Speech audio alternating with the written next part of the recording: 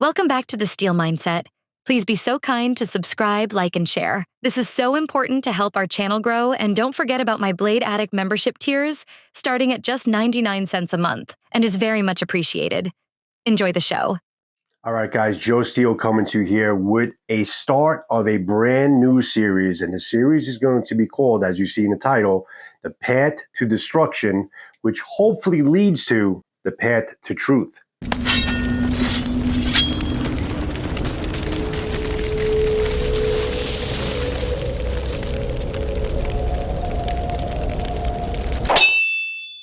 Now, the reason why I'm doing this video and the reason why it's called Path to Destruction, because ultimately this sword here, the Crimson Blossom S5, is pretty much what we're going with a name, because after speaking to RVA Katana, because that's the name of the pieces that's on here, I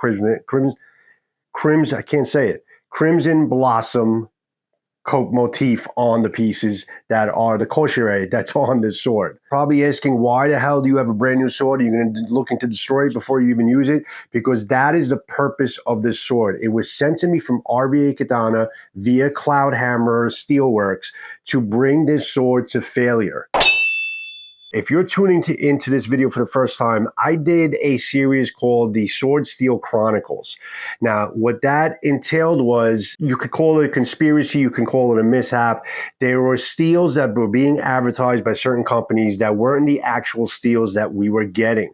Because after bringing them to the lab and getting them tested, Matthew Jensen took part in it the first time with John and RVA, and I followed up with my S5 that I'm going to show you I destroyed before this one. And they ended up not being S5 steel. So to this point, guys, I feel like I have not had my hands on a true S5 steel.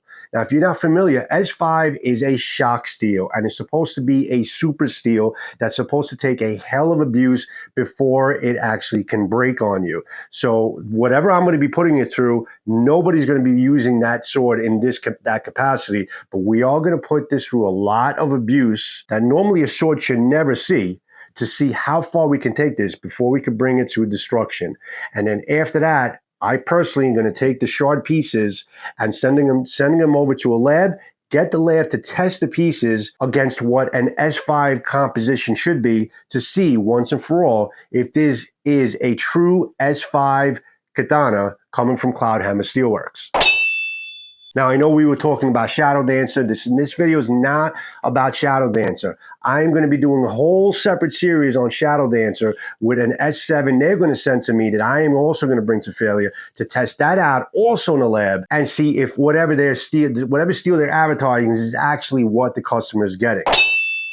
So guys, as promised in my chronicles, I would get to the bottom of this. I am doing my due diligence to try and figure out if the steels that are advertised, the steels that we're getting, are actually the steels that you're buying and the steels that you're going to be using. And hopefully at the end of the series, at least we can see with Cloudhammer if they are truly giving you S5. And then you can buy confidently, spend the extra money on S5, and know that you are getting an exceptional steel. But let's see how this sword does first. All right, so guys, what I'm trying to achieve with this first series video, now it may go to 2, it may go to 3, but I think I'm going to try to condense it to about 2 videos.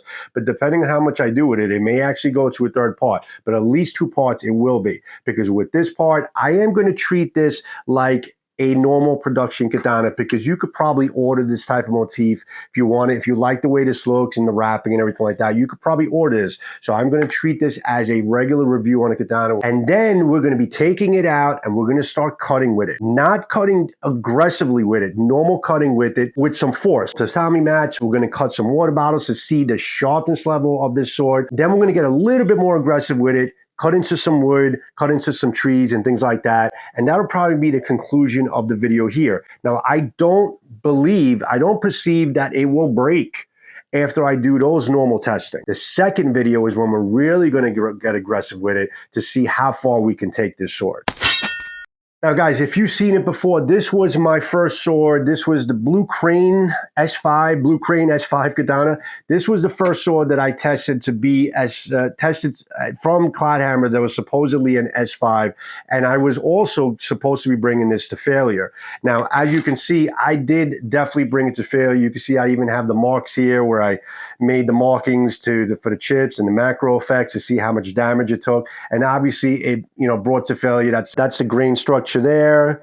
That's the damage on the blade. But again, not everything. I mean, there's still a little looseness because there was a lot of impact and crazy frictions and vibrations of impact in the sword. But for the most part, it held itself well, other than breaking. Now, this sword ended up being not S5. After I sent it out to get it tested, this was an S7 blade that was treated as an S5. Now, to defend Cloudhammer's part on this, they believed they were getting S5 because they treated it like S5, but they were actually getting S7 from the supplier. So they treated it as an S5, so they didn't even really get the full potential of being S7. But I got to tell you, this thing did take a lot of abuse and a lot of punishment before I was able to break it. Probably should have taken a little bit more, but it was definitely a tough sword considering that it wasn't even treated the correct way as an S7. You can see it in my catalog, which was a pretty good series in itself, but this is where it's coming from, and now we're going to go with the Crimson Blossom, which supposedly is the S5. Okay, guys, so this is the Crimson Blossom S5 Katana from Cloudhammer Steelworks, sent to me from John from RVA via Cloudhammer for the purpose of destroying it. But before we do that, let's see how good of a production sword this actually is. It's not a very heavy sword. I think I weighed the sword at around 2.5 pounds. It's not heavy, it's not light. Not a very light and nimble sword, but it's also not a very heavy sword. So it really falls somewhere right in the middle there. I have to tell you, when I first took this out of the box, the first thing I noticed right now, what do you notice? No movement. But I got to tell you, I fixed this immediately before I even looked at the sword, because after I took this out of the box, this thing was kind of shaking like there was loose change in there. I mean, Hibaki and all that, Hibaki fit is fine. The suction fit is fine. It just doesn't line. It kind of hits, and you got to see how it hits there. You got to line it up. If once you do that, it's fine. You shouldn't do that. But it's the suction, the fit, the tension fit is fine. It comes in and out fairly easily, other than the fact that it kind of hits the board a little bit, and that's because it probably wasn't shaped right. It was a stock Saya, whatever the case is. That's exactly how I got it. That's what I'm reporting to you. I went in, I put a couple pieces of pool noodle, no movement. It's absolutely fine. And just so you know, that's all you need to do. If you have a very shaky, rumbling sword in the Saya, all you got to do is cut up a couple thin pieces of pool noodle, stick it in there, have the sword push it down, and it's going to be absolutely silent. So you could be the silent samurai while it's in your obi when you're sneaking up on somebody, and it won't make any noise. It is a Hishime style Saya. It's like very textured, it's a beautiful Saya. I love this type of Saya. It's my favorite. Not a fingerprint magnet. You have on the Koshide, you has a plastic piece. I don't know if it's bullhorn or not, and you have another plastic piece on the collar or the mouth of the Koiguchi. Good to see that there's some kind of covering there, but I'm not sure if it's actually bullhorn. It looks as if there might be bullhorn on the knob or the Korigata right over here, but I haven't really got that disclosure yet, but at least there's some pieces there at the end and at the front. But a nice Saya, beautiful Hishime Saya, definitely one of my favorite. The Sageo is a good quality Sageo.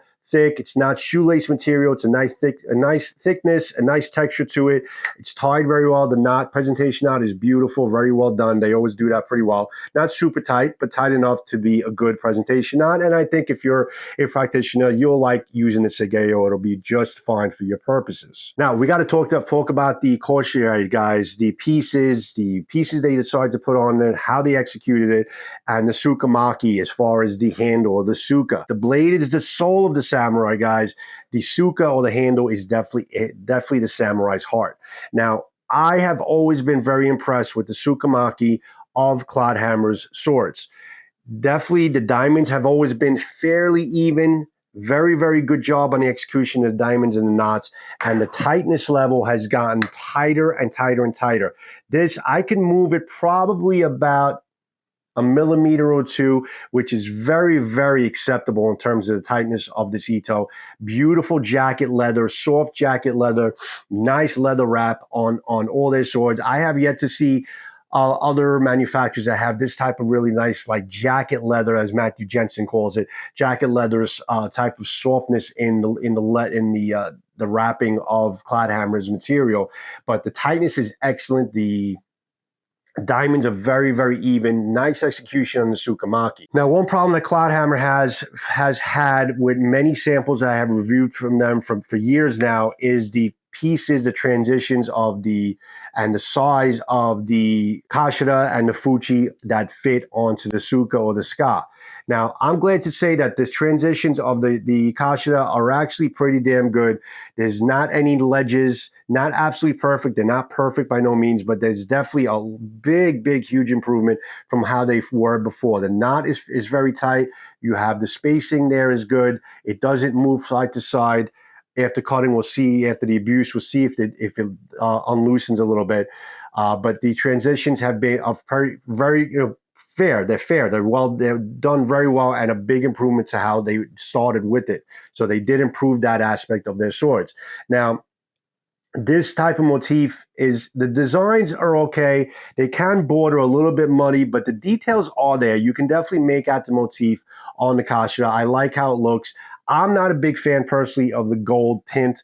I'd rather have some more of a subdued type of color, but if you like this type of gold tint, it's executed pretty nice and it looks good on the sword in the contrast with that burgundy leather Suka material and the Minukis that they put on, which like a flower petal type of Minuki, which look pretty nice. So the motif fits well if you like the gold. I personally don't like that gold type of look. It looks good, it's executed good, the details are there. It's just not entirely for me. If we go down to the Fuchi, guys, you notice how the Fuchi transitions are pretty good on the sides. If you go to the back, there's a couple little ledges, but I gotta tell you, very well done. Really impressed with how much they improved the sizing of the Fuchi and the Kashira onto the Suka. It's a big, big improvement. This used to be like an overlap, and you had like the wood showing on the top on one of the swords, and this was overlapping on one side and clean on one side. It was just a big old mess. So big, big improvement. Again, the same type of motif, the same type of detail. I mean, listen, if you like this motif and you don't mind the gold, they are beautiful fittings. I mean, the details are there and they look really nice. They got a nice luster to them. If it's your fancy, if it's your cup of tea, they look great. I think it's a really good looking, beautiful sword, and it fits well, in terms of the color scheme of the whole sword. Now, the same thing, guys, goes with the Suba. It's also the same type of look on the Suba as far as the details. It's nice. I got to tell you, the more and more I look at it and the more I see it on the close-ups of the camera, I see that the details are there. It's not really muddy. It's bordering more to good detail rather than muddy, and it's a nice execution, and it looks pretty good. Nice and solid. Everything is tight so far. Like I said, the knots are tight. You can't move this. The Minuki is great. One Mukugi peg, which is the old Japanese style.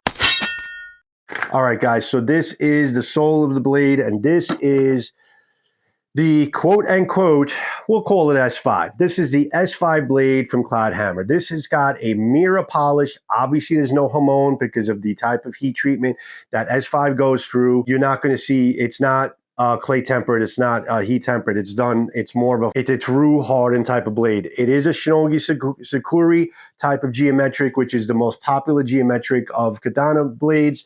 It's a good balance of speed and durability in terms of their blades. So that's why Shinogi Sakuri has been the most popular geometric, and that's what they chose to go with. And I think they did a right choice because you want something a little bit more solid and durable in an S5 blade. A sort of a Yokote line. You see the line over there with the Yokote line, so it does have the type of look and the characteristics of a Shinogi Sakuri type of blade. The blade size is around 27 inches. The Motohaba at the habaki, which is a nice polished brass habaki and brass seppas, is around exactly 1 inch. So it's not a very thick type of blade. It's not a very wide blade. It's a very standard style Shinogi Sakuri blade. And the Mune is the standard thickness also at the tip and at the habaki here. Getting back to the habaki again, guys, it is a nice polished Habaki. It actually looks pretty nice. It's a nice polish to it, a nice shiny brass polish.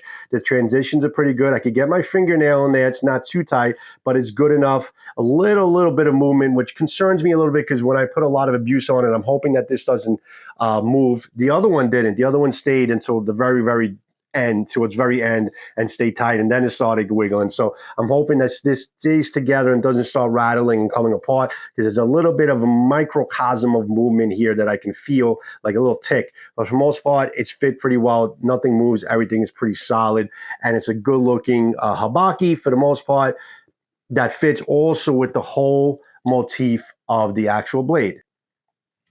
The point of balance, guys, I measured somewhere around here. Guys, I measured the POB a little bit later. It ended up being over 5, probably a little close to 6, and you'll see how important that is in how it plays off in my hands in this performance. Could be a little bit better. Borderline's like nimble and heavy. It's not heavy at all, but it's not super nimble. I think once I start swinging it around outside and see how much control I have with the tip as far as changing direction to water bottles, and how much heft I have also doing the tatami mats, then we'll see basically how good the sword performs. But it's not a very heavy sword. It's also not it's a very thin profile on the blade. It could be a little bit better balanced in terms of the weight distribution, but I think it's good so far. Once I start cutting with it, we'll see how this thing works out. Now you can see there's a little poo noodle sticking out. It kind of just makes its way down, but it'll push itself down again. The Koiguchi, the cutout is not bad. It's not super duper clean, super duper shaped well the right way, but it is satisfactory. I think they did a nice job in terms of shaping it out. Something that might resemble like some kind of a plastic cover cap. I don't think it's bullhorn. It may be bullhorn. I'll get back to you on that, but at least there is definitely something there to protect the wood a little bit. It glides in pretty well. It hits here a little bit, see? But once you click it in, it should be fine. And it has good suction, tension fit. As I showed you, a little thumb push comes right out. With the poo noodle there is no movement. So, you know, just a simple fix. And I just got rid of the biggest annoyance factor of the sword. Pretty fair fit and finish. Actually better than fair. Big improvement on how they're putting together the crochet motif of this Crimson Blossom pieces that are on this sword. Fit the color motif perfectly on this sword. I really do like the motif and the color motif on it. The gold is not entirely for me, but it is very well done. Nice lustrous look to it. It's a nice looking sword. It's just a shame that we're going to have to bring it to destruction, but hey, that's what it was sent to me for. Now we're going to bring it back to Joe Steele, and we're going to start testing this baby out to see how well of a cutter it is, how it feels in the hand, the sharpness level, and how good it works on tatami and everything else I am going to throw at it for the remainder of this video. All right, guys, we are doing some field testing right now with this S5 Katana. The first thing we are going to do is test out the sharpness level of this katana. Now, if I didn't mention it before, guys, one thing that Cloudhammer does really well is the polishing of their blades. All of the mirror polishes I've gotten from Cloudhammer through the years have been excellent. So they do a really nice job on the polish. So this is a really good looking mirror polish on this blade. We're going to try some poo noodles. We're going to do a couple water bottles. Throughout the testing, guys, I'm going to let you know how it feels in the hand, how fast it works in the hand, and just how nimble and just how much control I have over the overall build of the sword. Now, poo noodles are not meant to be a hard or destructive type of object to cut. It's more just a test of cutting geometric and especially the sharpness level of the sword. And I noticed the level of sharpness is really under par to what it should be. Could it be sharper? Yeah, it could definitely be sharper, because these cuts should be a little bit more native to kind of make them. Which is going to play a role in how it cut through water bottles and ultimately how it's going to be cutting through the tatami mats later on. Throughout these segments, you're going to see my frustration level go higher and higher and higher as the video continues on. Just the sharpness level is not there. You really got to put a little oomph into the cut in order to get through it, because the sword is not really doing the work for you because it doesn't have that really keen, sharp edge that I'm used to. Just not the sharpness level that I've been accustomed to with many swords, so it's just really hindering the ability of the cutting geometric of the blade.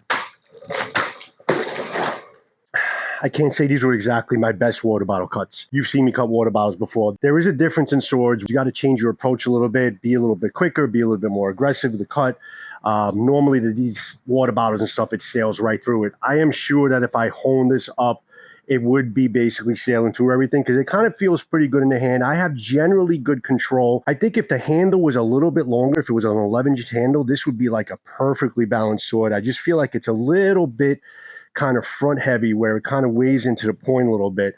But again, with any sword, you get used to it. You get used to the balance and the weight of it. You know, when you go bounce from sword to sword, it's hard to kind of simulate exactly the experience of it until you actually use that particular sword. So first stage, guys, sharpness level, 0 to 10 in terms of sharpness. I would say it's somewhere between a 6.5 and a 7, probably closer to 6. It could definitely be into the 8 range and it'll be perfect.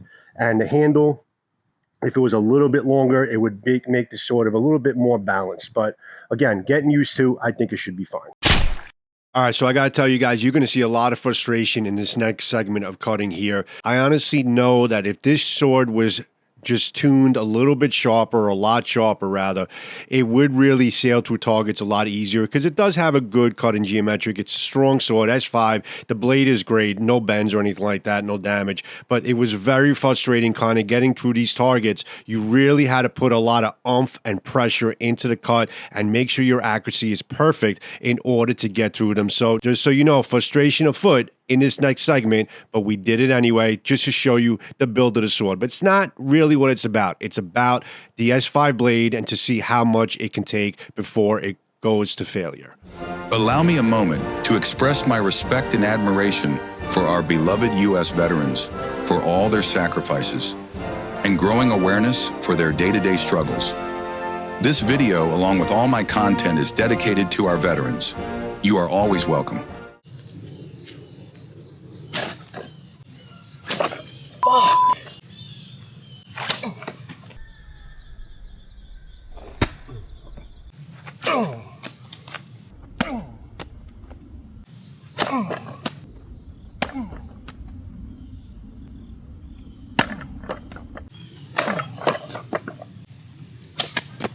All right, this is annoying the crap out of me. Sharpness level is just not there. It's making it really difficult to kind of get through the materials. I don't think it's the cutting geometric. It's not the blade. It's not the strength of the blade, the S5. It's just the sharpness level. And it's making it really difficult to kind of get through the Tommy mats. And I usually breeze through it with a good sharp sword. That's why I didn't even try a double roll, because I says this sword is not getting through a double roll with the sharpness level and the fact that it's a little slender blade. But listen, I'm going to try to get through these Tommy mats, and I'll get back to you after. But it's a struggle. It's definitely a struggle. Fucking son of a bitch.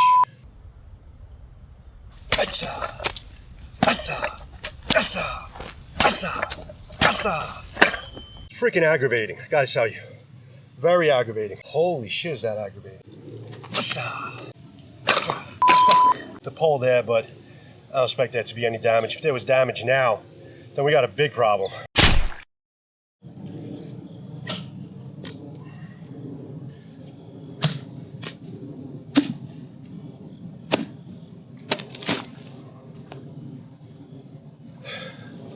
At least it got through the pumpkin. So guys, I got to tell you, that was one aggravating cutting session. It's just not sharp enough. It's just not sharp enough. I don't know if it's the cutting geometric or what. I had to give it an extreme amount of force before I can kind of get through the tatami mats. I found out with the water bottles. Well, first of all, with the pool noodles, it was like, I felt like I was kind of swinging a rounded bat. Yes, there is a sharp edge, but you really, the way the edge is put on here, you really got to work for it. It's not going to do anything for you. You got to have perfect edge alignment. You have to be really swift and hard with your cuts.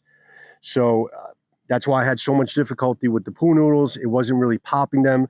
The water bottles, for the most part, it was kind of pushing them more than it was cutting them. And I really had the only time I was able to really get through materials with this blade was I had to really give it a lot of force. Now, it doesn't say the blade is not good, S5 is not good. It's just the edge that they put on it. All right, guys, if I could just interject just for a second, for the purpose of disclosure, just to kind of give you the whole story, I did speak with RVA Katana, with John from RVA Katana, and he did disclose to me that this particular sword was taken off the rack. It wasn't any particular review sample, but John had addressed this with Cloudhammer, and Cloudhammer is working out the sharpness level to keep everything consistent on their swords, because some of them are stupid sharp and some of them come in sharp or a little bit dull. So I might have one of them that came in kind of a little bit on the dull side. What he wanted me to convey to his customers is, if he's about to ship a sword to someone and the edge is not at the sharpness level that it should be, he can in-house at RVA put in a micro bevel on there and give you a very, very sharp edge before shipping. So just so you know, you can disclose that to him that you would like a very sharp edge, and they can take care of that for you at RVA Katana. I chose not to sharpen this blade. Normally I would sharpen it myself before doing the review, but I feel like there's no purpose in doing so because I am bringing the sword to failure, so there's no need for it. So I'm going to carry it along as far as I need to. Yes, it was an upsetting cutting session, but I know for a fact their swords come in normally sharp, and if this was a sharp sword, it would have been a much better cutting session. So I just wanted to kind of complete the story, complete the information, and give you full disclosure of exactly what's going on at this point. So back to the show. I want to break this thing even more now after this cutting session, after going through the 2 tatami mats I kind of wasted, got through the pumpkin okay, got through the water bottles, got through everything okay. It's just, again, you have to kind of just work with the sword, work with the blade, work with the edge, because it's not doing anything for you. It doesn't have that sharp, keen edge that you would be used to on a katana. I would put this all aside. I know that Cloudhammer does give you sharper swords. It did get through the materials. If this was sharper, I think it would have sailed through everything just fine. No damage. I hit the cutting stand a couple of times. I don't conceive there could be any damage on this blade. And if there is, doing just that, I think that we got a bigger problem than S5. So it, again, with a sharper edge, I think this is a good performing sword.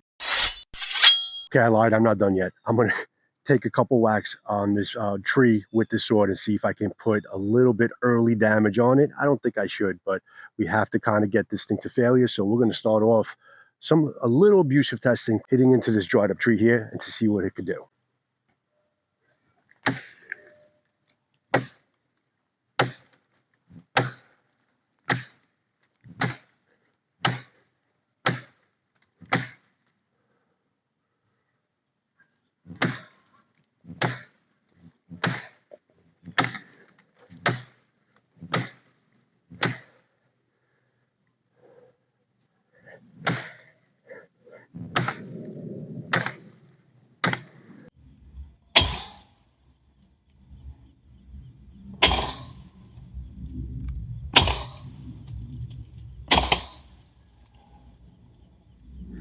The edge seems fine.